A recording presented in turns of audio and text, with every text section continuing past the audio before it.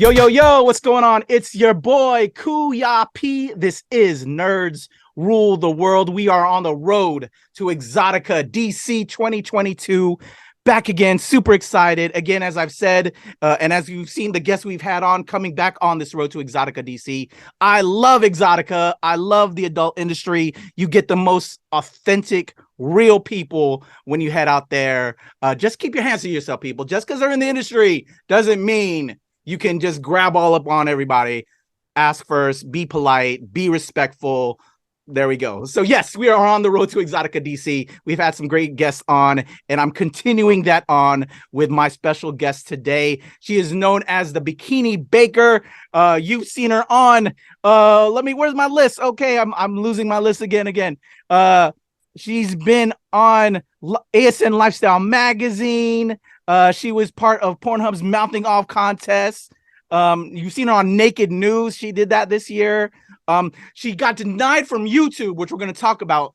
YouTube, I'm not down with that. That's not cool. From reaching an amazing plateau on there with her viewers. She should have been receiving her plaque there.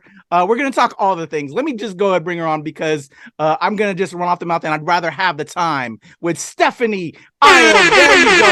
Boom. Stephanie, right now, I'm shooting off air horns. You're not going to hear it right now. It'll be in post, but it's because we celebrate everybody we have on. Thank you for your time today. Well, thank you for having me. Definitely. So thank you again. And how are you doing? I think we just talked to you. You were in a move. Yes, that's why this but I don't want to give away where you're at because stalkers are not cool. Yes. But how's everything with you and life and the pandemic right now? Good. Life is good. Yes. Just made a big move like across country. And as you can see, it's still it's still quite a mess, but we have a big enough space now to have like an at-home studio, which is awesome. So good things coming. Excellent. I love it. So I'm sure you're kind of like wanting to chill out though a little bit because of this move. But do you do a lot of convention shows like Exxxotica? Can you speak on just meeting fans and what they should do if they ever come across you at a show? Yeah, so I never slow down. I always work like 15 hours a day. It's just my thing. I love doing conventions, love going to cosplay conventions. I've never been to Exxxotica yet. I missed it this year because of the move. It's on my plan for next year, and I'm also doing Kinky College in Chicago in March of next year. So I'm going to do that. And there's another big like adult convention. I can't remember what it is, but I wanted to go that. The AVNs or XBiz? XBiz, yes. Yeah. I was thinking about hitting that up, but right now I'm just really into like the cosplay conventions, anime conventions. I do want to start getting more into like the adult entertainment conventions because I think they would be really fun. Heck yeah. Like so I just recently got into them. That's why we're coming back again. But I want to get on that note because again, you are a cosplayer, and that's where, kind of like we come out of. I actually run a cosplay charity where I bring cosplayers out to schools and hospitals to give back to the community. So can I talk about your nerddom? What are you into and all of that? What do you cosplay? Let's go. Nerddom time. Okay, so I started out as a LARPer, which is live action role play. Oh, yes. That's awesome. And then I dabbled in modeling. And then one of my best friends was like, hey, you do LARP and you do modeling. Have you heard of cosplay? And I was like, no, what is this? And they're like, it's like Halloween, but on crack. And I was like, all right, let's go. And I went down like that rabbit hole. And I was like, this is really fun. How can I make money off of this? And it just kind of flourished from there. So I started out as just regular cosplay, and then I went down like the erotic cosplay rabbit hole because I'm still able to like have that creative outlet with like cosplay and creating and crafting costumes and what have you. And then I'm also able to have like the outlet of just creative freedom in general because like I don't like being clothed. I love it. What was your first cosplay? Do you remember? Outside of like the LARPing, which is I'm sure like swords and sandals fantasy stuff. Yeah, like, So, crossing over out of that into like, genre stuff like superhero stuff. Did you ever do anything like anime? Yeah, my first cosplay ever was Velma. Oh, sweet. Yeah, that was it. That was like, and we shot that with a photographer, like my first like professional shoot and everything. And it was like 5 o'clock in the morning at like a state park. And we were trying to be all like, okay, like lift up the top. Okay, now put the top down. Oh, like there's people coming because we like, I don't know, it was 5 o'clock in the morning. We didn't think anyone would be like alive. But yeah, Velma was my first one. And then my second one was a baby doll from Sucker Punch. Oh, I love Sucker Punch. Yeah, that was like my next big thing. And then I've revamped Velma probably like 5 or 6 times. She's probably my most popular cosplay. Okay. So. I think that. Of course.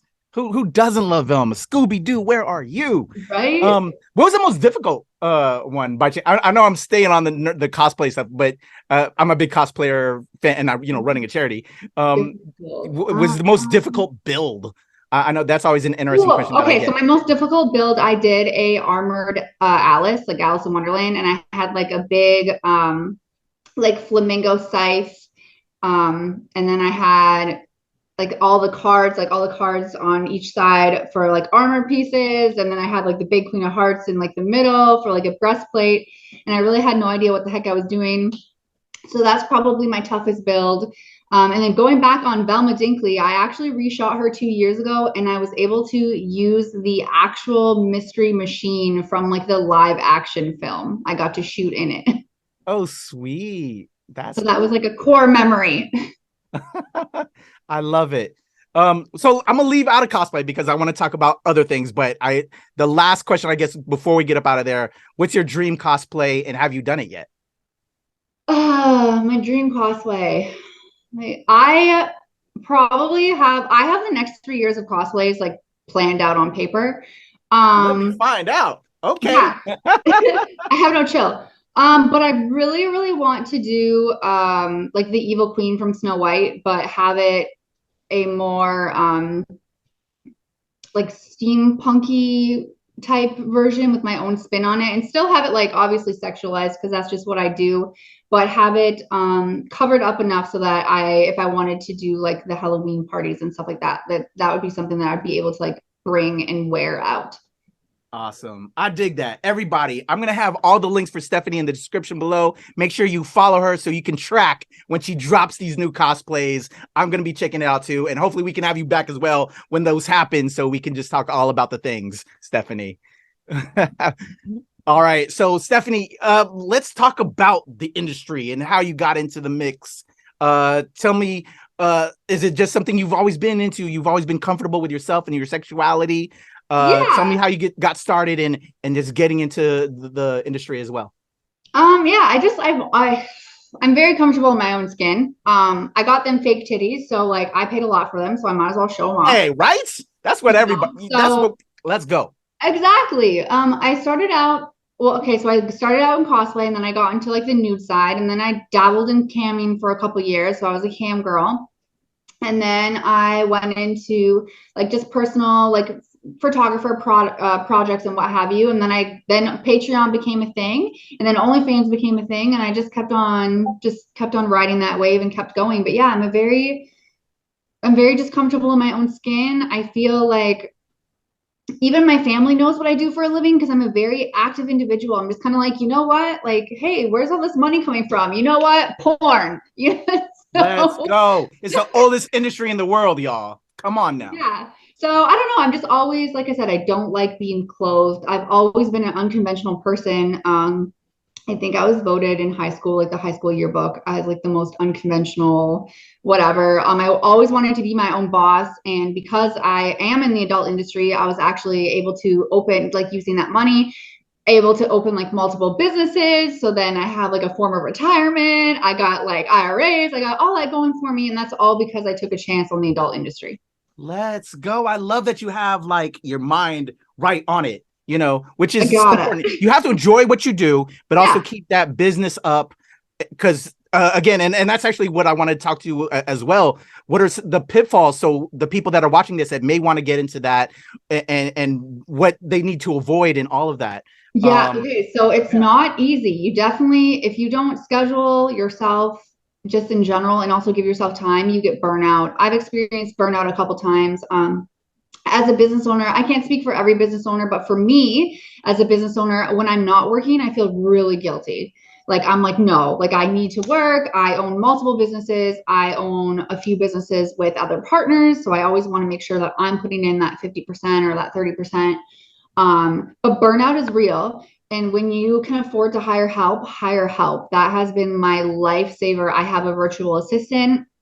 I have a production, like a kind of, we'll say a production manager who basically does a lot of my editing. And, you know, obviously when I first started out, I had to do everything myself. But now that I've been able to make obviously like a decent income, having the ability to just be like, you deal with that, so then I can do other things, has been an absolute lifesaver. But it's not easy. I hate the, I don't want to say hate because hate's a really strong word, but there's creators on TikTok that'll be like, oh my goodness, I found this thing called OnlyFans and I showed one toe and I paid my rent. Bitch, no, you didn't. And there's this, like, so everyone's like, oh, everyone wants to be an OnlyFans model and thinks that, you know, think that they can make all this money. And like, you can make a lot of money. I make a lot of money, but you have to work to get there. It's not just easy as posting one foot picture and your rent is paid. Completely agree. Yeah. Like, just everybody thinks it's just so easy, but it's not. You don't know how much work we all put in, you know, for those that have been in there, and to have the longevity that we've had. It takes a lot of work and it takes a lot of different hustles. Oh yeah, you gotta, and staying relevant is like also really hard. You gotta hop on the next thing. And there's so many people, there's so many amazing creators that are competing with me. And it's like, I love you, but also, like I gotta keep on stepping it up and keep on bringing new things, because that's the other thing in the adult industry. You gotta mix it up, because eventually, like, I can put a dildo in my butt 10 times, but on the 10th time, if it's the same video, I'm doing the same thing, people aren't going to watch it. So having cosplay or bringing like themed sets into it is kind of puts me on like a little bit of a different pedestal, because each video can be different. Definitely agree. How would you say that, were you doing cosplay before it became like a thing? Because it was kind of wild watching it from, as me as an outsider, as a filmmaker, watching the talent, you know, as you know, because I'm a crew guy, watching the talent kind of then incorporate that into like OnlyFans and all of that. And it makes sense. And why not reach that audience? And that's kind of also kind of like why I'm merging myself as a pop culture person now with the adult industry, because it's so much crossover now. And then a lot of you guys are gamers, and you know, I think I came into the cosplay community right when it was like, it wasn't quite big, but it wasn't like just starting out where it was like, oh, you dress up, you nerd, you know, where it wasn't super whatever. So I kind of came in between the this is nothing to, oh, this is something. Because when I came into the industry, Jessica Negri was just like breaking out as like, oh my gosh. So I kind of just kind of snuck in there. Met her quite a few times. Cool gal. And just how it just is all the same, and we can change that just that stigma, you know, that you're in the adult industry and you're a nerd, and like you're saying, how it wasn't like maybe cool, and now it's cool and everybody's doing it now, right? And gamers and Well, there's still a big stigma though with like adult content creators and Twitch streamers. Like if you're a female and you're a Twitch streamer, but you also do adult content, like, oh, are you really a gamer? Like we have that stigma to deal with. Yeah. So annoying, honestly. Like, just let me play my games and leave me alone. Agreed. Yeah. And we're gonna shut that down, y'all, especially on the NRW. Awesome. And then you can also cook and bake. Isn't that right, Stephanie? With your recent new YouTube channel, The Bikini Baker. Can you tell me like how that all came together? Like, were you already cooking like through the pandemic because we were in pandemic times, and now, hey, let's do it as part of the industry that I'm already doing. Let's add it to the hustle. Okay, so I love baking and I love cooking to begin with, but my main YouTube channel is not monetized because they're mean. And I was like, okay, I'll create a second channel and let me just like cook in a bikini, and I'll do like more full coverage bikinis, and like they should be okay with that and yada yada. No, they're like, you can't do that either. We're not monetizing you. And I was like, whoa. But at that point, I had already started to get this name of The Bikini Baker. So I'm like, well, I guess we just sticking with it. So I'm not monetized on either channels. So that backup plan kind of went out the window. But I do run like 2 separate Patreons with it. And that seems to be kind of panning out, but I definitely love it.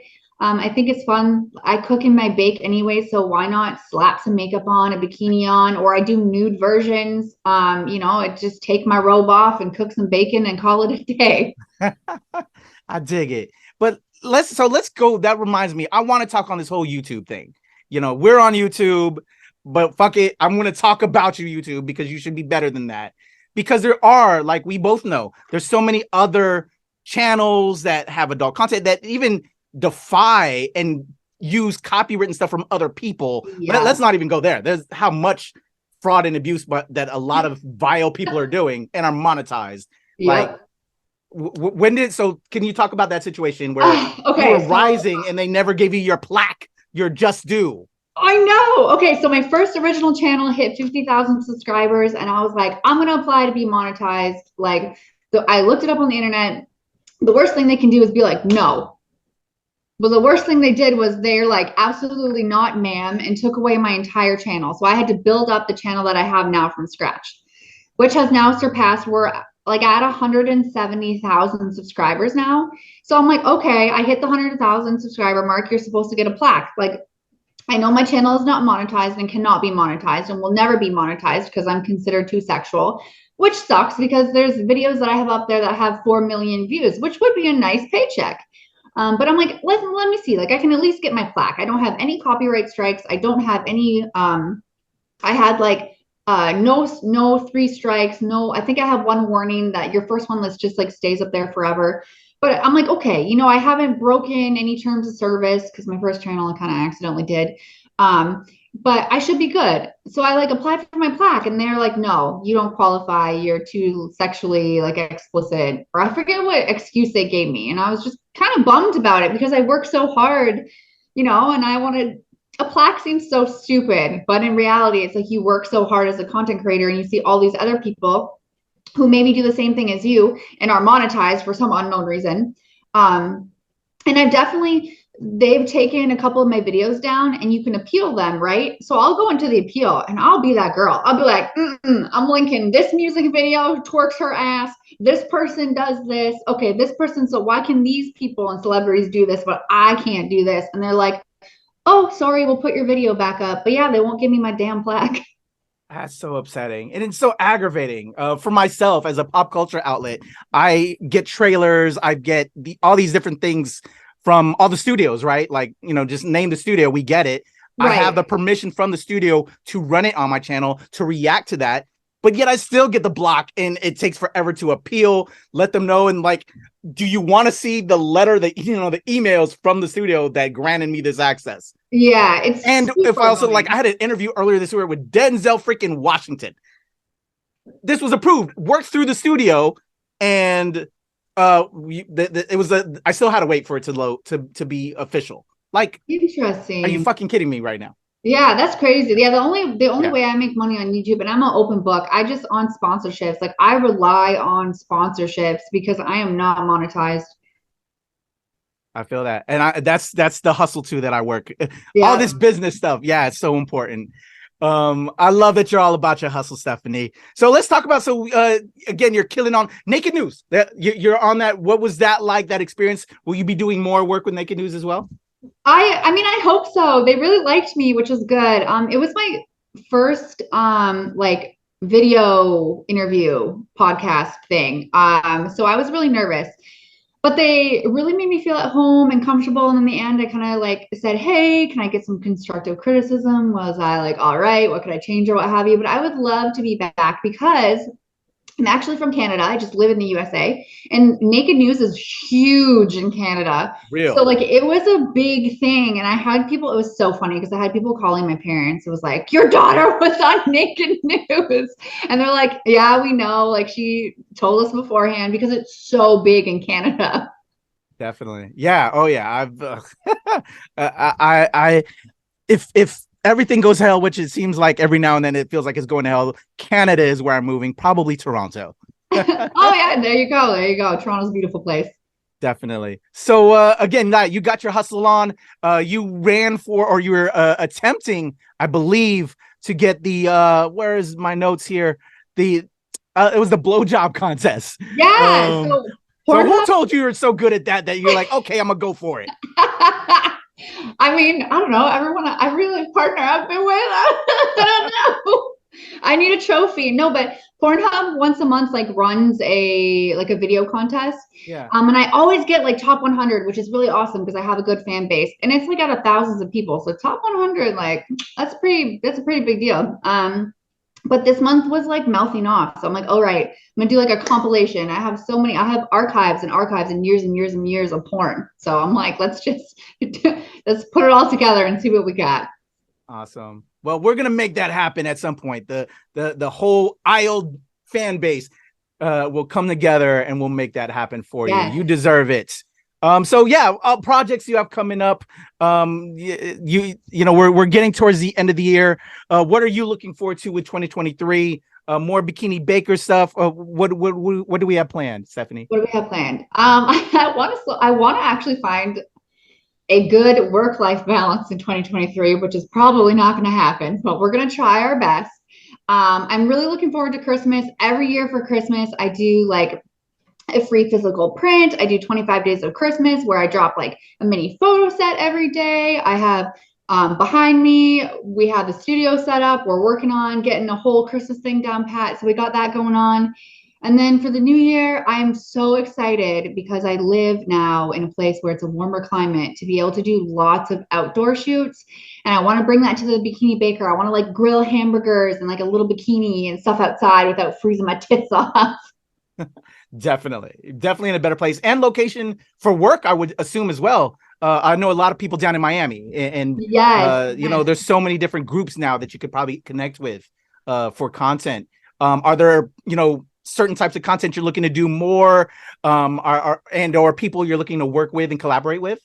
I am. So I actually just started really collabing with people. Obviously, I took like that really big break because of the pandemic.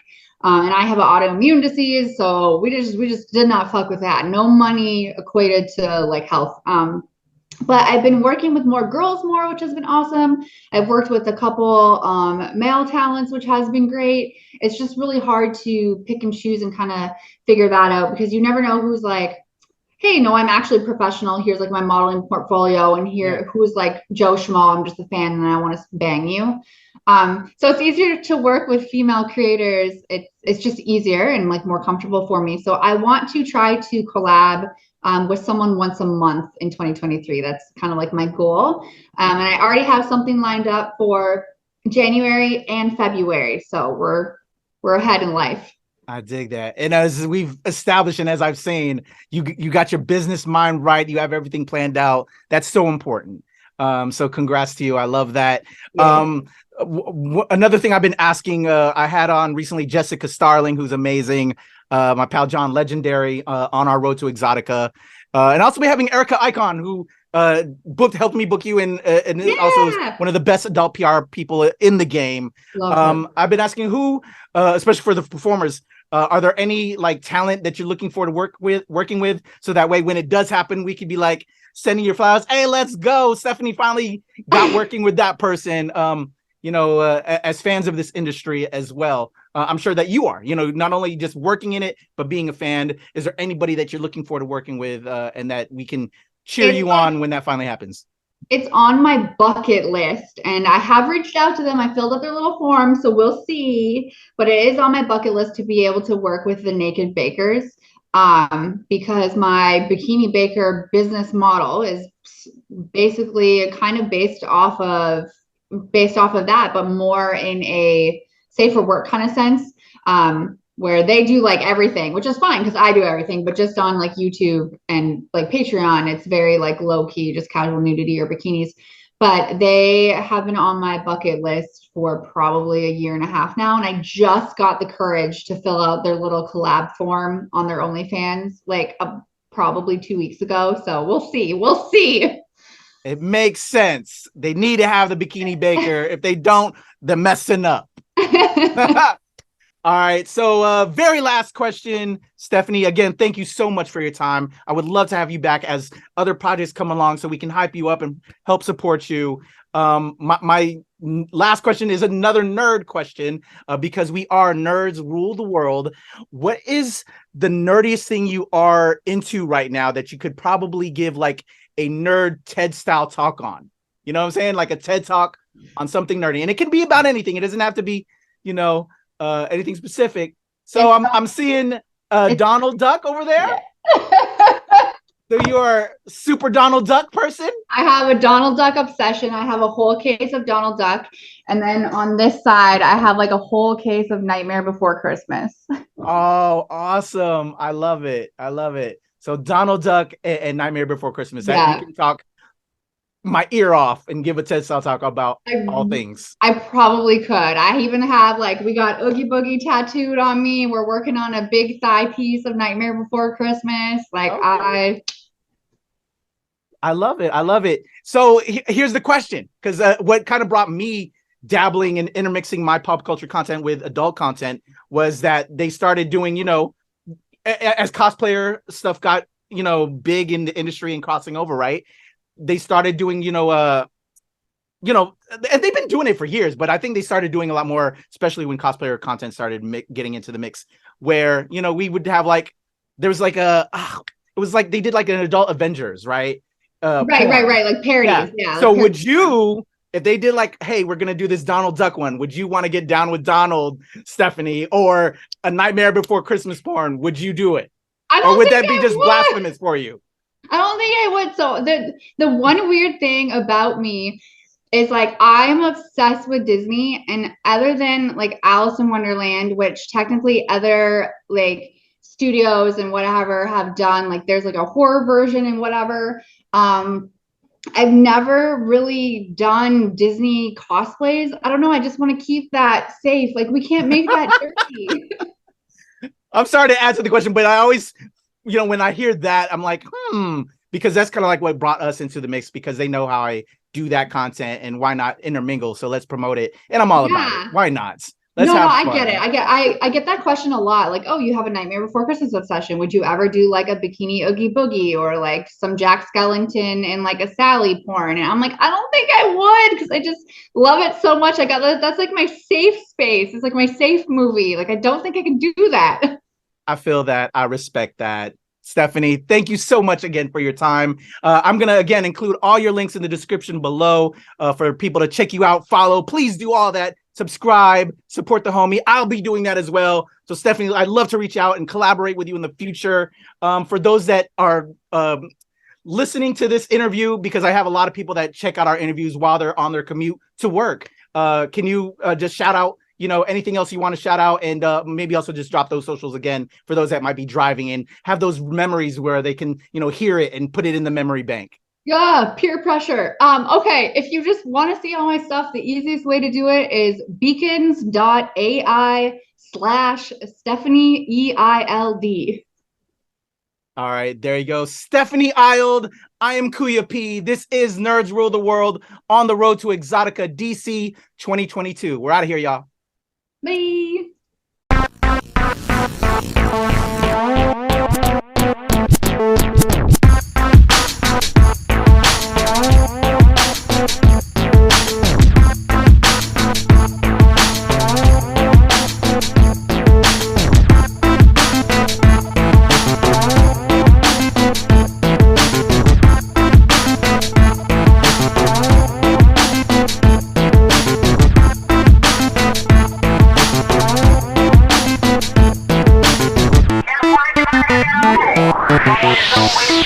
Don't